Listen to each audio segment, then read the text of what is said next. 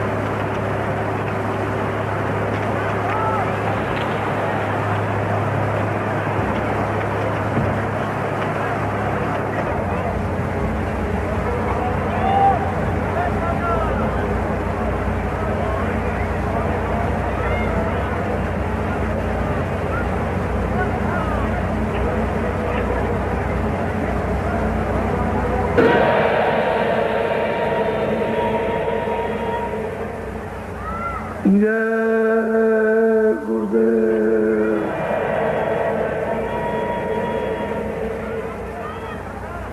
जय गुरुदेव।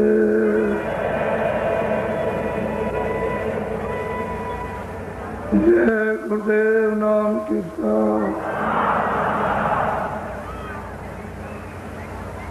जय गुरुदेव नाम किसका।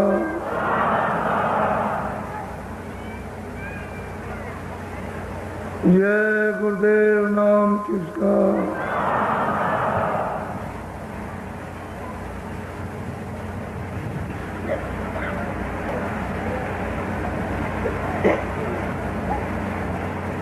बच्चे और बच्चियों,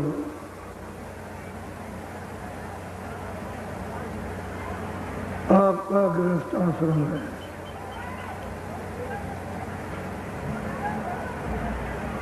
इस गृहस्थ आश्रम में आपस में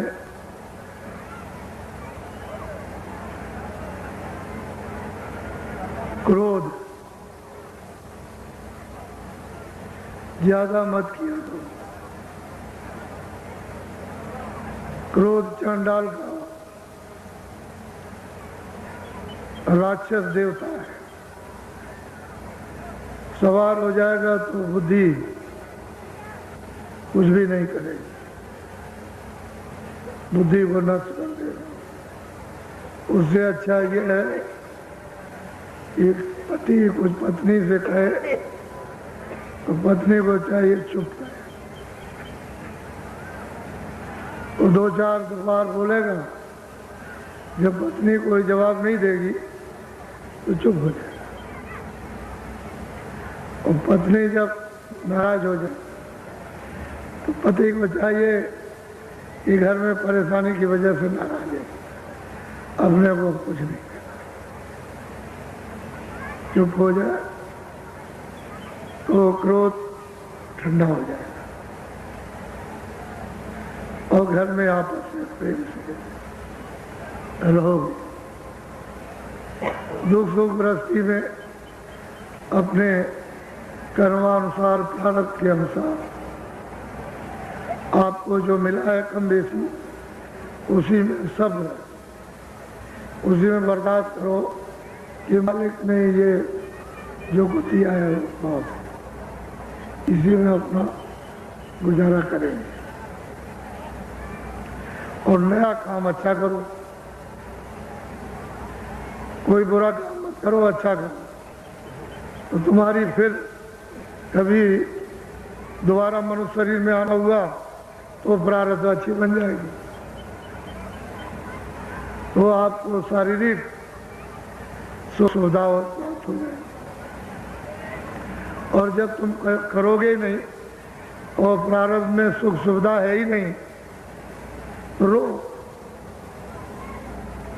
फिर क्या कर सकते। इसलिए गृहस्थी में प्रेम से मेल जोल से कि हमको रहना है, बर्तन है, खटपट हो गए और थोड़ी देर के बाद।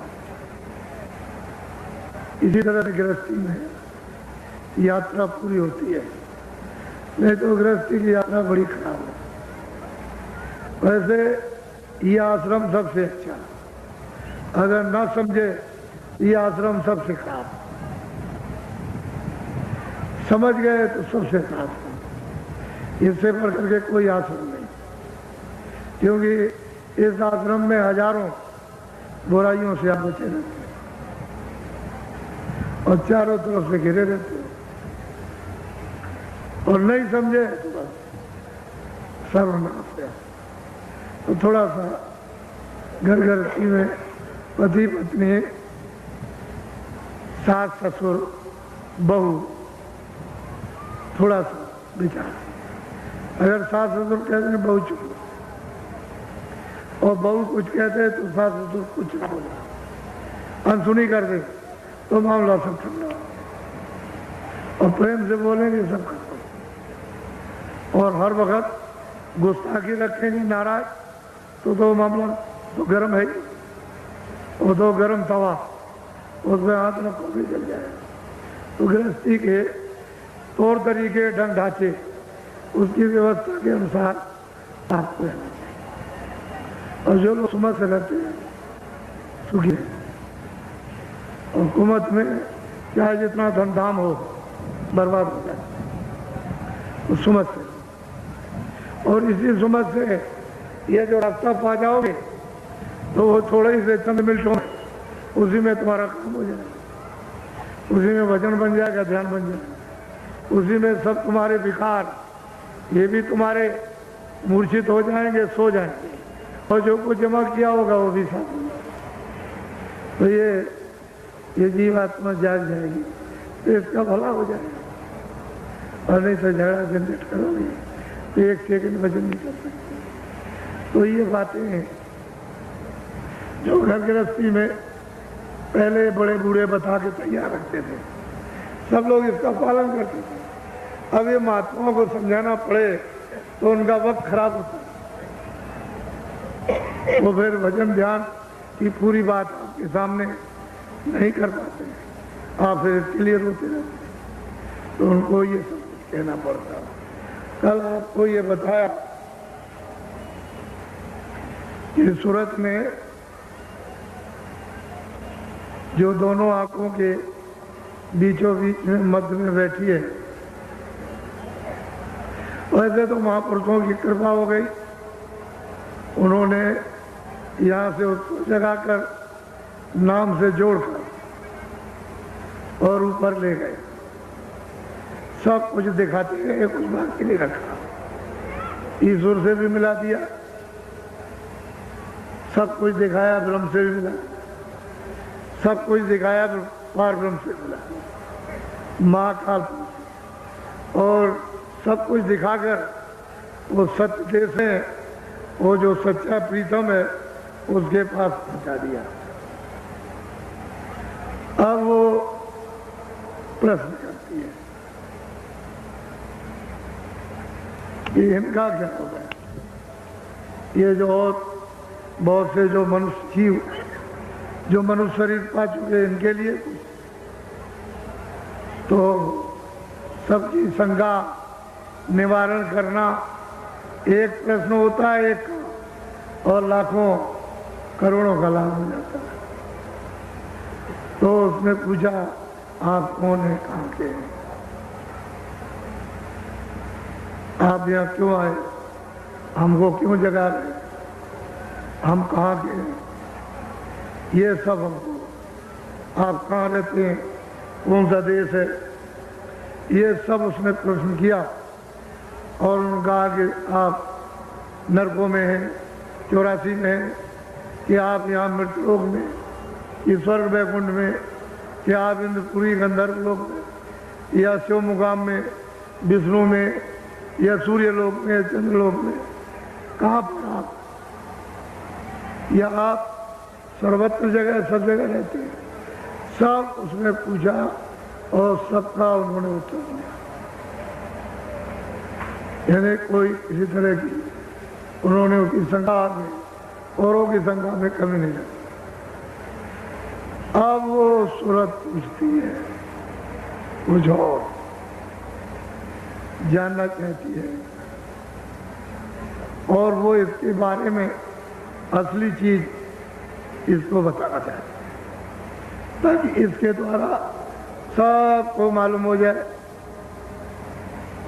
जैसे गोस्वामी जी महाराज ने जब उसके कुटी पर जब औरतें गई तो एक वो समझा रहे, लेकिन ऐसा समझा रहे कि वो तो समझे समझाए, वो तो समझ रही है और कह भी रही कि संसार महादुखदाई, ये में कोई किसी का नहीं है, ये 4 दिन का निवास है, 4 दिन का वास है, बाकी कोई किसी के साथ नहीं, न कोई आया न कोई जाएगा। लेकिन वो उनको उपदेश कर रहे हैं और ऐसा उसके द्वारा उनको लगा। जो और 5 देवी आई थी उनमें अंदर में जा रहा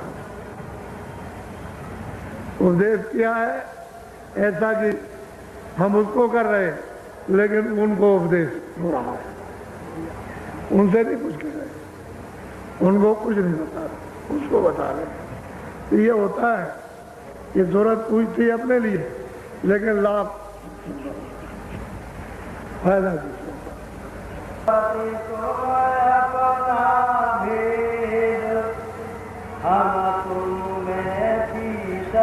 अब वो कहते हैं कि देख सूरत,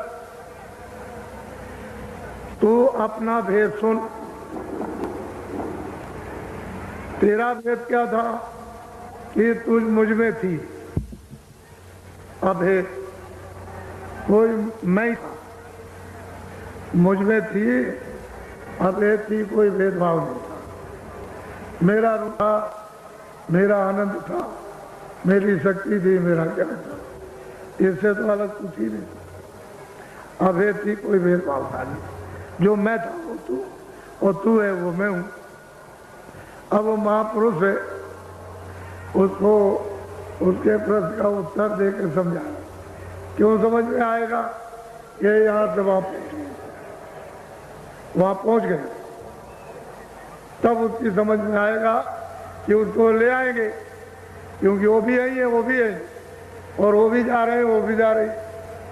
तो वहां जब पहुंची तो कोई भेद हो, जहां की बूंद थी उसी सिंध में फिरा गई, उसमें लय हो गई। जल की बूंद समुद्र में गिरे, समुद्र रूप, फिर उसको कोई बूंद नहीं कहता, समुद्र कहते हैं। यही सूरत जब वहां पहुंच जाएगी तो समुद्र है, फिर सूरत नहीं है, बूंद नहीं, वो शब्द रूप है, और वहां सब शब्द ही शब्द है।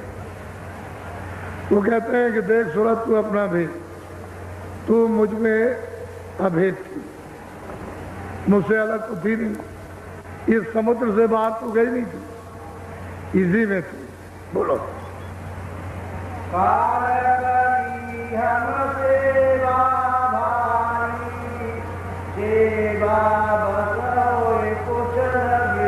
अब वो कल तो बता दिया था कि भाई इस तरह से सतपुरुष को स्थापित किया सतलोक में, और वहां से 2 धाराएं, और झंझरी द्वीप में यानी सैदल कमल में आकर के वो बैठ गए। यहीं से त्रिलोकी की बैठ करके रचना की है। तो कहते हैं कि उन्होंने झंझरी द्वीप में सैदल कमल में इन्होंने सबने तपस्या की, अपनी अखंड कर रहे, ईश्वर भी कर रहे, ब्रह्म भी कर रहे, महाकाल, और जो 12 गुप्त जो सतपुरुष के पुत्र हैं, वो सब के सब अखंड उसी सतपुरुष का सब ध्यान कर रहे हैं। तो कहने लगे कि भाई मैंने इन सबको बाहर निकाल दिया, अपने से अलग कर दिया। इन्होंने फिर तपस्या की, सेवा की, अखंड ध्यान किया, तो मैं इनकी सेवा से इनके ध्यान हे सूरत, मैं प्रसन्न हो गया, सेवा खुश हो गया। अब सेवा बस अगर खुश हो जाए कोई तो आप जमीन भी दे सकते हो, मकान भी दे सकते हो, धन भी दे सकते हो, राजपाट भी दे सकते हो, जो चाहो सो दे सकते हो। क्यों कि किसी ने सेवा की हो सकती तो सब कुछ दिया जाता। अब इसको कोई क्या रोकेगा। अब उनकी इच्छा थी, उनकी मौत थी, मर्जी थी, उन्होंने अपने से अलग किया, इन्होंने सेवा की। और थोड़े दिन नहीं, कितने अनगिनत सतयुग त्रेता द्वापर, कितने कल बीत गए, तब तक वो अखंड ये सब सतपुरुष की सेवा करते रहे। अब वो कहते हैं कि देख लोग में तू ये पूछ रही है कि मेरा हाल, मेरा समाचार, मुझे क्यों सौंप दिया, मुझको क्यों यहाँ पे दिया, दुख सुख में क्यों बांध दिया। तो उन्होंने कहा कि भाई काल ने मेरी सेवा, उसने बहुत ध्यान किया, मैं उसके ध्यान भजन से, उसकी सेवा से खुश हो गया। तो मैंने कहा कि तुम क्या चाहती हो।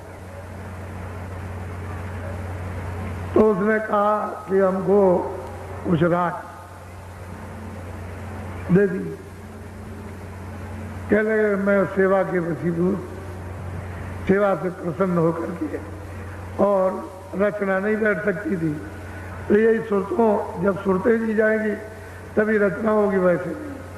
तो मैंने सूरत तुमको उसको सेवा के बस होकर के उसने मांगा और मैंने तुमको उसको दे दिया। सतपुरुष ने, जो सतलोक में, उन्होंने इन सब सुरतों के एक छोटे से भंडार को यानी उसके हवाले कर दिया और सब लोगों में तकसीम कर दिया। जो और लोग हैं सब ने उन्होंने दे दिया, ये लो और आप अपना राज करो। इस तरह से तो इन्हीं शब्दों से उतार करके भेजा गया। बराबर सुरतें शब्द से उतरते आएंगी और जब वापस जाएंगी तो शब्द से जाएंगी, नाम से जाएंगी, आवाज से जाएंगी तो आवाज को पकड़ के आई थी और आवाज को पकड़ के जाएंगी। लेकिन यहाँ आवाज हो रही थी, आँख खुली थी, कान खुले थे, तब आप पकड़े हुए थे, देख रहे थे, आते थे, जाते थे, कोई पर्दा नहीं था। लेकिन जब आपको अधिकार कर्मों का कर्म विधान बना करके दे दिया पाप उनका, तो आप करने लगे। तो आपने यहाँ ये सब कूड़ा कचड़ा पाप उनके जमा कर दिया। उससे गंदगी जमा होने से आँख और कान मटमैले हो गए, नाक मटमैली हो गई, बंद हो गई। अब नाम से तुम्हारा संबंध टूट गया, उससे अलग हो गए। तो जो बल्ब जल रहा तो बुझ गया। अब ये जीवात्मा रूपी बल्ब बुझ गया, अब असर ये बोल रहा है। तो मैंने सेवा के बस होकर, हे सूरत, उस काल को मैंने तुमको दी। बोलो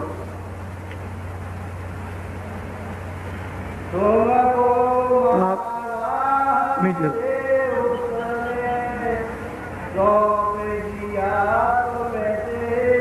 कहते सूरत, ये तो दोनों आंखों के पीछे सब में बैठी है। कह लगे उसने हम सेवा की और मैंने सेवा के उसकी खुश होकर के और उसको तुमको दे दिया। सुबह बोलो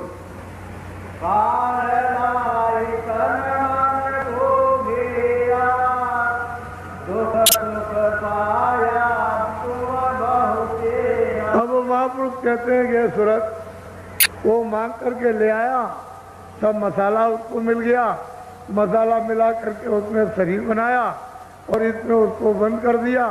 उसने विधान बना करके और हमारे ऊपर गंदगी को जमा करना शुरू कर दिया और यहाँ तन मन में घेर लिया, गंदगी जमा कर दी। बस ये तन और बस ये सूरत यहाँ की यहीं बंद हो गई, इसी जड़ में। अब उसने कहा कि तुम जो अच्छा बुरा करोगे या किया है, मैं उसकी दूसरे तन में, दूसरे शरीर में, दूसरे जिस्म में मैं तुमको वहाँ बंद करके सजा दूंगा। अगर तुम सब भोग लोगे, जब सजा पूरी आपको मिल जाएगी जो आपने किया, तो फिर मैं इसको, इस शरीर को फिर दूंगा और फिर इसमें पाप पुण्य करोगे, फिर मैं बंद करूंगा।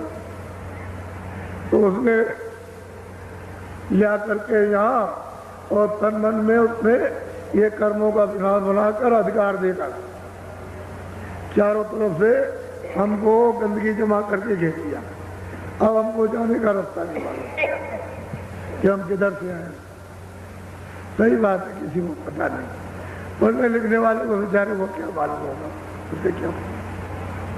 बहुत प्यार से सभी सुरतों को, सभी जीवात्माओं को वो समझा रहे। बोलो तो काल तो आपका है नहीं,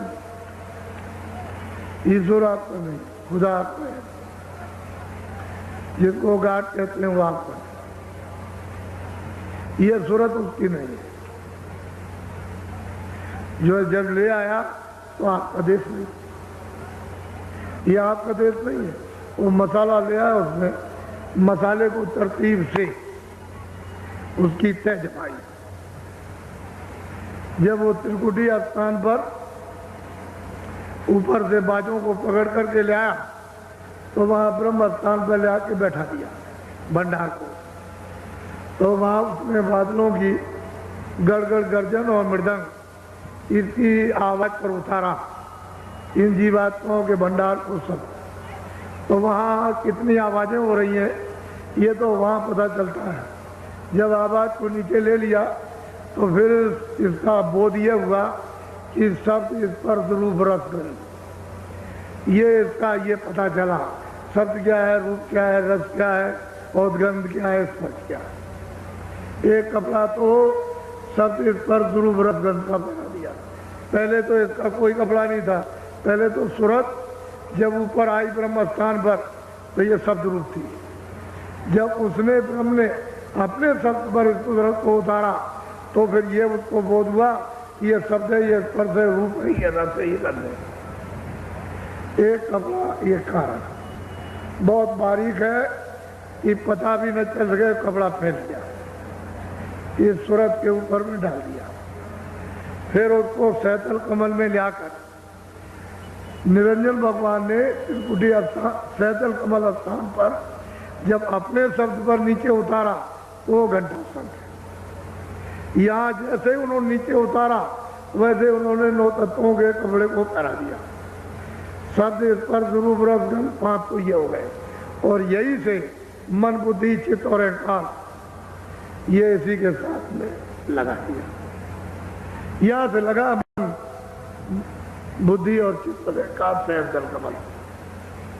यहाँ से सैतल कमल जहाँ निरंजन भगवान खुदा जहाँ गार्ड बैठे हुए हैं, वो मतलब है कि यहाँ से लगाया उन्होंने। तो 9 तत्वों का कपड़ा हो गया। तो 5 तो वो पहले तो कुछ नहीं था, फिर 5 पहन लिए, फिर उसके बाद में 9, फिर नीचे और उतारा तो अपने सब को छोड़ करके ब्रह्मा विष्णु महादेव के सब पर उतार दिया। तो वो 17 तत्वों का 10 इंद्रियां चतुर्संध्याकरण मन बुद्धि चित्त और 10 इंद्रियां और 3 गुण रजोगुण तमोगुण सतोगुण, ये 17 तत्वों का कमरा। अब आप ये देखिए, एक के अंदर एक, एक के अंदर एक, एक के अंदर एक। जब यहाँ मृतलोक में उतार करके ले आए यहाँ, तो उन्होंने 5 तत्वों का पकड़ा, जल पृथ्वी अग्नि वायु आकाश, ये 5 तत्वों का है। इसके अंदर 17 तत्व, उसके अंदर 9 तत्व, फिर उसके अंदर 5 तत्व। जब ये ब्रह्म स्थान पर पहुंचकर जब इस शब्द को छोड़ देती है और ऊपर की जब उसको आवाज मिलती है तो ये बादलों की गरज और मृदंग इसको छोड़ करके और पिंगली सारंगी जब उसको पकड़ती है तो इससे बहुत प्रिय मधुर और मीठी, बहुत प्रिय बहुत मधुर बहुत मीठी और बहुत आकर्षक आवाज। तो जैसे ही उसने उसको पकड़ा तो खोल उतर गया। जब इस खोल को उतारोगे, घंटे संग की आवाज में ले हो जाओ तो ये खोल उतर जाएगा जीते जी। ऊपर चलोगे तो फिर 17 तत्वों का खोल, जब स्वर्ग वैकुंठ पार करोगे तो 17 तत्वों का खोल उतर जाएगा। और सैतन कमल में जब दर्शन निरंजन भगवान का, 3 लोक के मालिक का जब करोगे और वहां से ऊपर की आवाज पकड़ोगे तो वो 9 तत्वों का कड़ा उतर जाएगा। यही से उतरेगा, उसके उतारने का यही धाम है। ये मकान, ये जो किराए पर आपको मिला, तो जब उसको उधर से ऊपर भी उतार दिया तो फिर ब्रह्म स्थान पर पहुंची। वहां सबसे स्पर्श है, रूप है, रस है करने, उसका उस मंडल पर पूरा बोध होता है, पूरा का पूरा। जैसे ही उसने ऊपर की आवाज पकड़ी और उसमें जैसे ही लय हुई तो फौरन उधर चली गई। जब उधर जाएगी तो गुणातीत हो जाएगी। ये जितने भी पाप उसको बांध नहीं सकते, वो पार हो गई, क्योंकि कपड़े को उतार दिया और सत्य रूप हो जाती है। जो ये बैठी हुई सत्य रूप, उधर से आएगी, इन सब कपड़ों को पहनती आएगी, उन्हीं में होकर के आएगी। लेकिन अब कपड़ों का आवरण नहीं रहा, खाली खोल पर बैठी है। बीच में अब खोल रही है, खोल खत्म हो गई। लिंग शरीर भी खत्म हो गया और सूक्ष्म शरीर भी खत्म, और वो जो है मतलब कारण शरीर वो भी खत्म इसमें, और ये भी खत्म हो गया, क्योंकि इसमें बीच में तो कोई पर्दा नहीं, सामने यहाँ से वहां तक साफ, कुछ नहीं, कोई रोक टोक। इसलिए गोस्वामी जी महाराज ने रामायण में कहा है कि सतयुग जोगी सत्य क्या। जब जीवात्मा के गर्भ में 5वें महीने में की गई इस फूल पर, तो उस समय पर आँख खुली थी, कान खुले थे, नाक खुली थी गर्भ में, ये सब बातें सुनती थी। यही अंदर माँ के गर्भ में बैठ करके सब देखती, पूरा का पूरा पर्दा सब का सब खुला हुआ था। अंदर से कोई पर्दा किसी भी मंडल पर बंद नहीं। जैसे ही 9 महीने का बच्चा शरीर लेकर के माँ के पेट से बाहर आया था, जोगी विज्ञानी कर और ध्यान सब हरि ज्ञान सब पार जाते थे। उस समय तो कोई पाप नहीं था, वेद कतरे शास्त्र थे, अच्छा बुरा सत्य सत्य न्याय अन्याय। ये तो बहुत समय के बाद, कितने युग बीतने के बाद, और कितनी जीवात्माएं पहुंच गई वापिस। जिनको लेकर के आए थे वो बहुत चली गई वापिस, तब तक कोई बंधन नहीं था। फिर उन्होंने देखा कि सब निकल जाएंगे, और हमने तपस्या की, मांग करके ले आए, तो ये सब चले जाएंगे तो हम राज किस पर करेंगे। तब उन्होंने अपनी शक्तियां पैदा करके और फिर उनसे तपस्या कराई, समाधि लगवाई, और समाधि में उनको देववाणी सुनाई, और फिर उनसे कहा कि जो हम बोले वो लिखो। तो जो जो आवाज बोलते गए, दर्शन तो उनको लिखने वालों को वही नहीं, जो बोलते गए वो लिखते। उस समय कागज तो था नहीं, तो भोजपत्र पर लिखा, छाल थी, उस पर 4 वेद 1 लाख श्लोक बस। उसमें 80,000 कर्मकांड, 16,000 उपासना कांड और 4,000 कांड, 1 लाख श्लोक है, उससे ज्यादा है। खंड उन्होंने जरूर 4 बना दिए। ये उन्होंने लिखवा करके और पूरा प्रचार उस समय पर करवा दिया कि देखो ये विधान हमारे लोग का बन गया, और सबको अधिकार पूरा पूरा ये विधान जो बनाया उसका दे दिया जाएगा कि जो तुम चाहो सो करो, पाप भी करो, पुण्य भी करो, अच्छा भी करो, बुरा भी करो, मारो भी, रक्षा भी करो, जो आपकी इच्छा हो सो, इंद्रियों से, आंख से, कान से, हाथ से, पैर से, मन से, बुद्धि से, जो चाहो, और जो तुम करोगे अपना अपना भोगो। ये तिथि और तारीख है, इसके बाद पुण्य भी लगेगा और पाप भी लगेगा। बस जब अधिकार तिथि तारीख रखकर जब निकल गई और आपने पुण्य और पाप किया बस ये लगी हाथ, यही से बेड़ी पड़ी।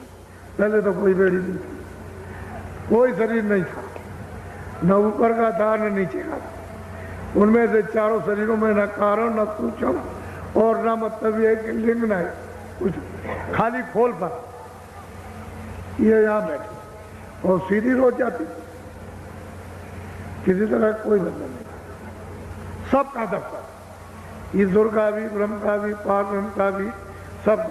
स्वर्ग में भी जाएगी, वैकुंठ में भी जाएगी, ब्रह्मांड में भी जाएगी और पार ब्रह्मांड में भी, परे भी जाएगी। कोई रोक टोक किसी भी देश में, किसी अनंतों लोगों में जो इतने बड़े बड़े कोई। लेकिन अब जब ये विधान सुन के और आपको दे दिया अधिकार, तो आपने ये कूड़े कचड़े करने से ये साफ पर्दे डालने थे। तो इसमें कुछ ऐसे कि जो यहाँ बांध के रखेंगे, कुछ ऐसे उनमें से कर्म है जो मतलब ये है कि लिंग शरीर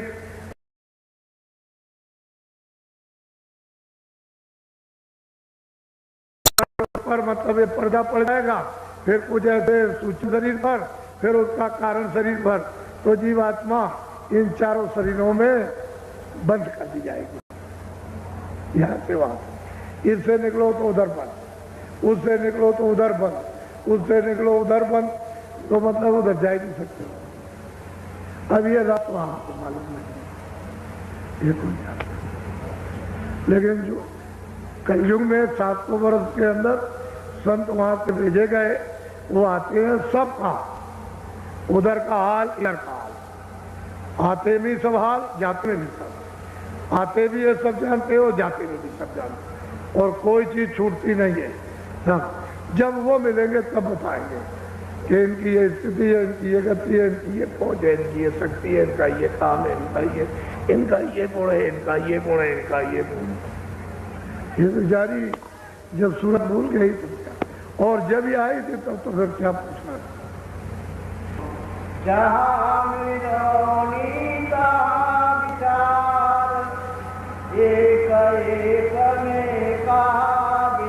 अब वो कहते हैं जहाँ मिलोनी है, अभी स्कूल की मिलोनी है तो वहाँ अलग अलग भिन्न है, जहाँ मिलोनी वहाँ विचार, और जहाँ मिलोनी नहीं है वहाँ कोई विचार नहीं। तेरे घर में कोई मिलोनी नहीं, तुम वापस चल अपने घर, आनंद सुख से रहना, और सुख का सुख का था सागर। अब तो यहाँ पड़ी ये देखे तो जिसको पहुंचा दिया वही पसंद कर रहे हैं, और वो आपके लिए। ये बेचारे आएंगे तो इनको मैं कहाँ का रहने वाला। महात्मा क्यों आते हैं? इनको लाभ होगा। वो क्या करते हैं, जीवों को आके जगाते हैं, नाम से जोड़कर और वापस ले जाते हैं, आपको पता ही नहीं चलता। बोलो। हमारे देश एक सतनाम, वहाँ विचार का कुछ। और बिल्कुल साफ कहते हैं कि हमारे देश में सत्य ही सत्य का पसारा, वहाँ कुछ नहीं, कोई विचार, कोई असत, कोई छल कपट, कोई फरे में कुछ नहीं वहाँ। तुम वहाँ के रहने वाले, चलो चलो सुरतो वहाँ, ये जीवात्मा है वहीं से आए, अपने सदैव से यहाँ पर गया। अब ये फंसे फंसे ये हालत होगी। कितना भी समझाओ, कितना भी बताओ, अरे जल्दी करो, देर मत करो, मनुष्य किराए का मकान है, अरे बच्चों जाने वाला है, जब शरीर से जीवात्मा निकाल दी जाएगी, खेती दुकान दफ्तर राजपाट धन दौलत, अच्छे बच्चे कच्चे सब छूट जाएंगे। हम भी यही कहते हैं कि हम किराए के मकान में, ये मेरा मकान नहीं है, किराए पर उन्होंने दिया, कहा कि भाई तुम अपना काम कर लो और मेरा मकान तुम तैयार रखो देने के लिए, शुद्ध साफ देना। तो हम क्या ले जाएंगे, क्योंकि ये तो किराए का, ये सामान अपना तो है नहीं है। ये तो उसने कहा कि देखो मेहनत मशक्कत करो और जो गोजी बटोर बटार कर अनाज सब्जी फल ले आओ, इसकी मलम पट्टी कर दो युग के मुताबिक। सतयुग में दूसरा भोजन, त्रेता में दूसरा, और द्वापर में फिर और तीसरा, और कलयुग में अलग। तो इसकी मलम पट्टी करो, इसको नहीं रोकी रखो। लेकिन वास्तव में हकीकत यह है कि किराए का मकान है यहाँ पर। तो जब ये मकान खाली हो जाएगा तो इसी ने तो सब चीजें इकट्ठी की हैं। जब ये मकान खाली हो गया सामान तो ये पड़ा, ये आपको समझाने की जरूरत। तो मैं तो कुछ ले नहीं जा सकता, तो आपसे ये कहूं कि आप ले जाओ।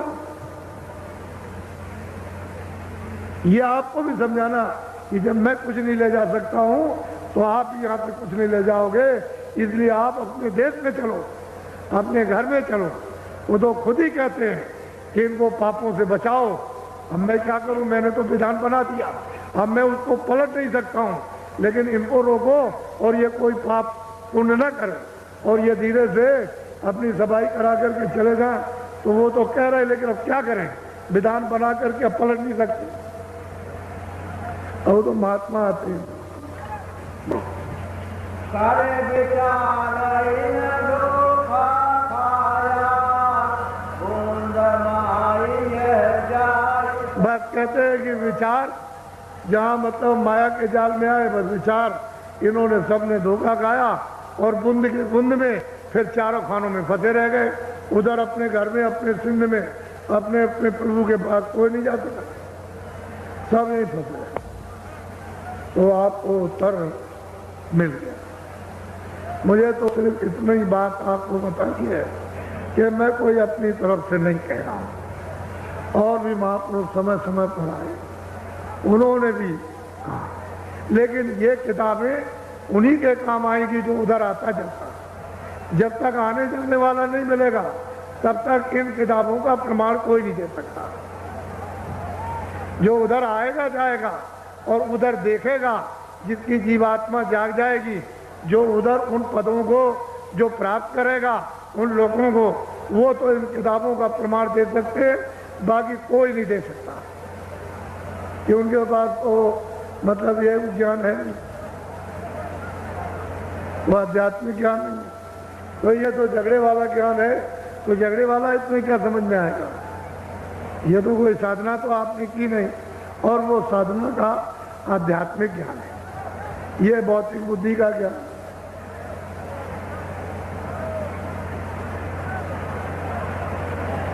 अच्छा बच्चे और बच्चियों, ये आज गुरु पूर्णिमा का दिन है। हिंदुस्तान में लोग इस गुरु पूर्णिमा के यानी उत्सव को इसलिए मनाया करते हैं कि हमारे गुरु हम पर दया करें और हमारी आत्मा को जन्म मरण 84 से बचाए। इसलिए लोग यानी पूजा करते हैं और उनसे आशीर्वाद चाहते हैं। ये बहुत दिनों से ये उत्सव गुरु पूर्णिमा का, पूनम का चलता चला आ रहा। उस समय के लोग तो कुछ जगे हुए थे, तब उन्होंने ये रखा था, लेकिन अब आपने इसको मतलब ये है कि एक बाहरी त्योहार बना दिया।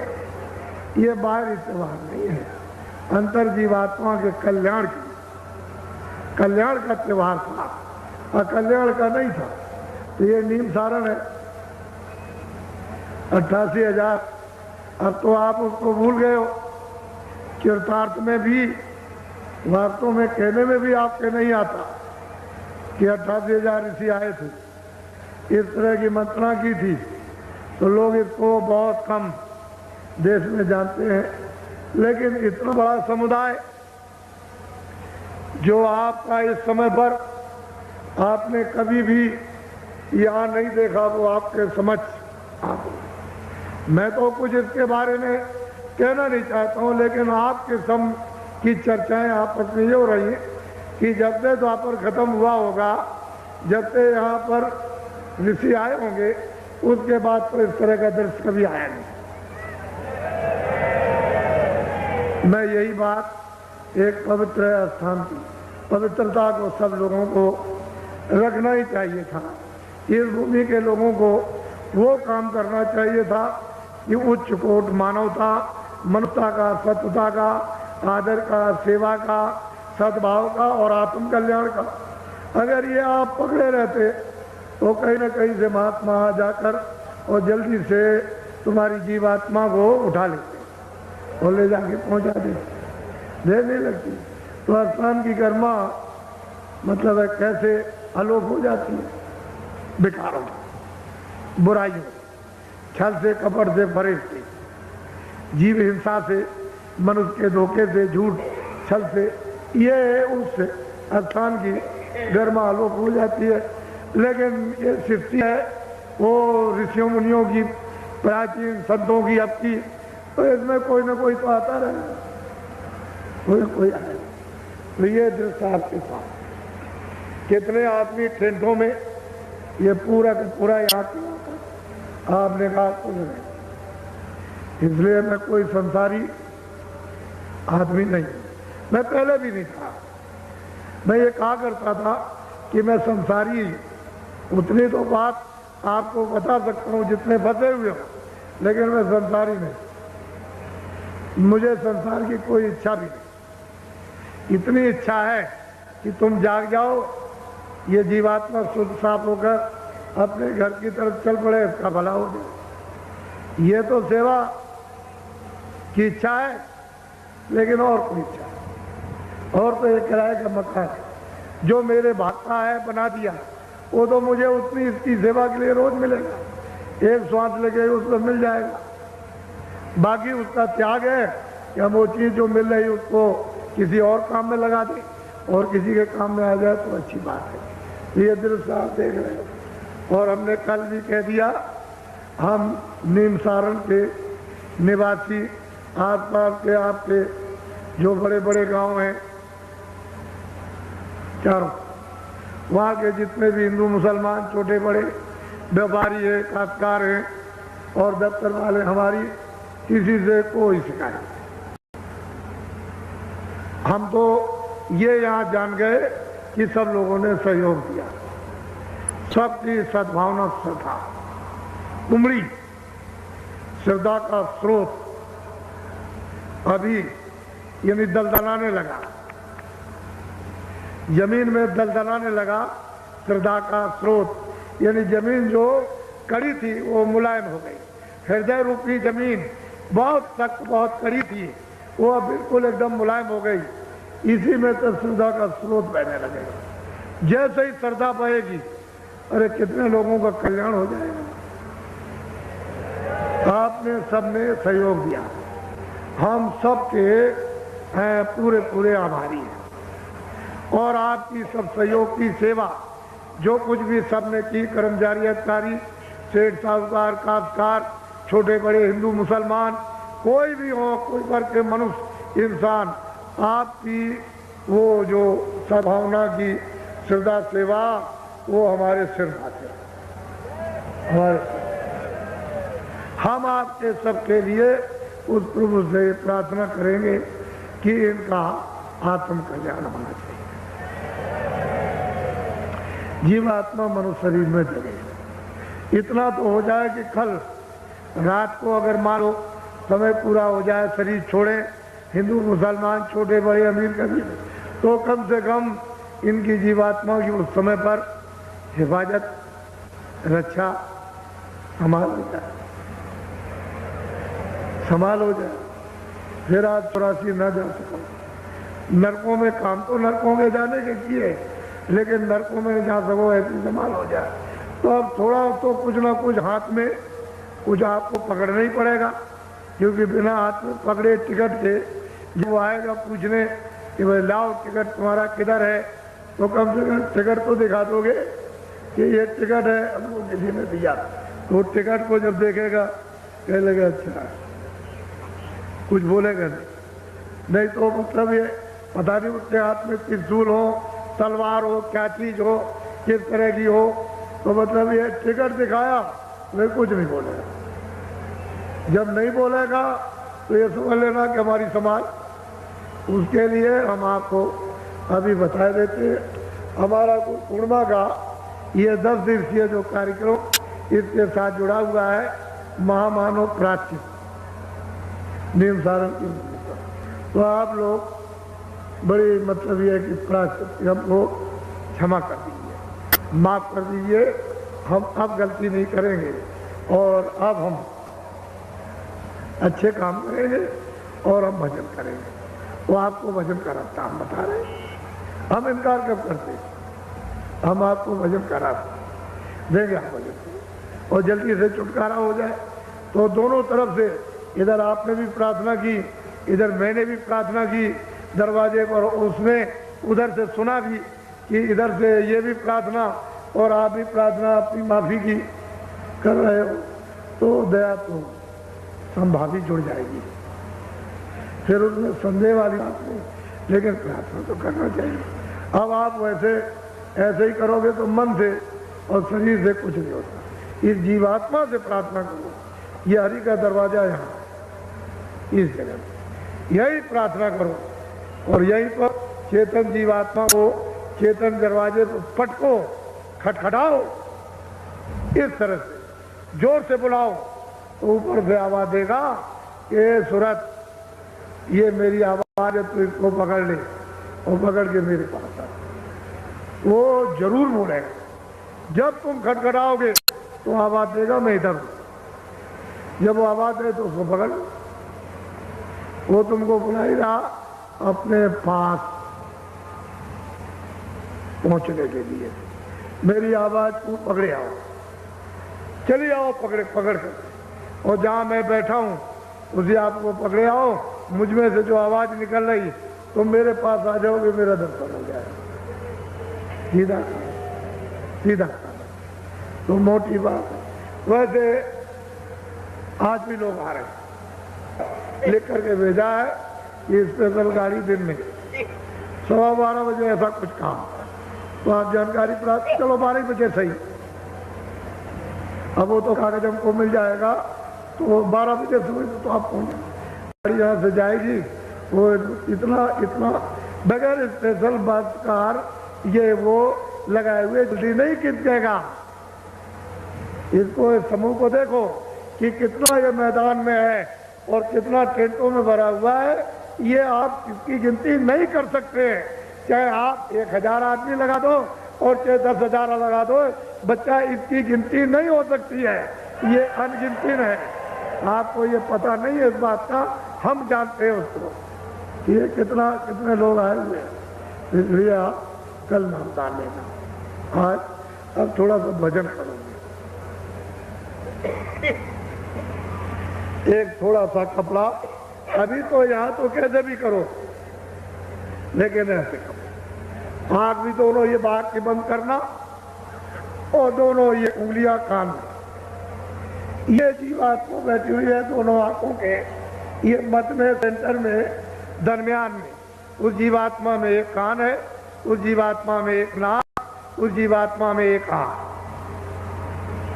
शरीर में 2 आंख, 2 कान, 2 नाक। अब आपको ये पता चला कि 3 आंख है, 3 कान है, 3 नाक।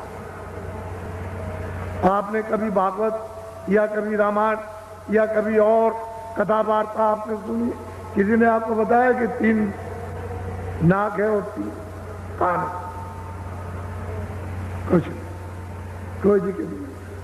वो जीवात्मा में चेतन आंख, चेतन कान और चेतन नाक, वो सतलोक से जब अभेद में थी तभी इसमें आंख और कान और नाक, और जब वहां से आई तो लेकर के आई।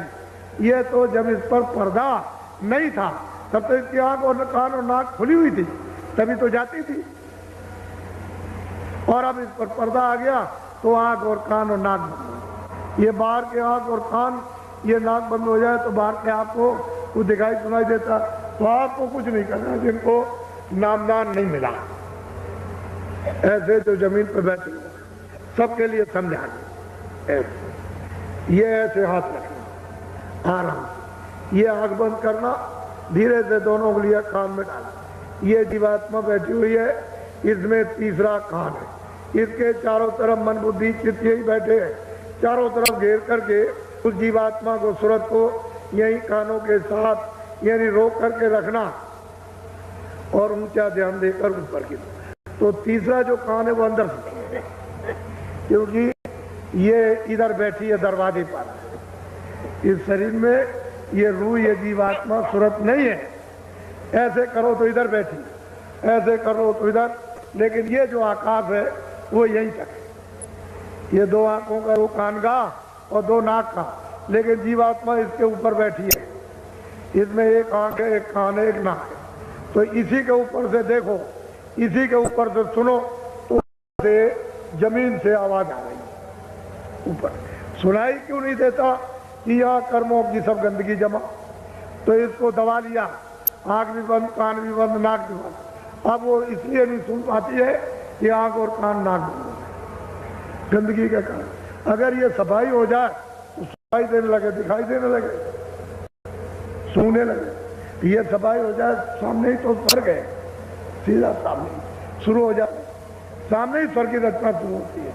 लेकिन जितना वो हृदय है उतना ही तो गंदा है। तो हृदय बड़ा भारी आकाश है, ये संसार के आकाश से बड़ा है। ये आकाश जो आप सारे संसार का कुछ नहीं है, ये आकाश बहुत बड़ा आकाश है। इसमें ये बैठी हुई कूड़ा कचरा जमा, इसी को साफ करो, सामने दिखाओ। तो आप लोग थोड़ा सा, जो नए लोग जिनको नामदान नहीं मिला तो सुबह मिल जाएगा, लेकिन ये तो कम से कम समझो कि मेरे पास तीसरा कान है, इन दो कानों को छोड़ करके। तो ऐसे बैठ जाओ। जब मैं कहूँगा कि आंख और कान खोलो तब खोलना।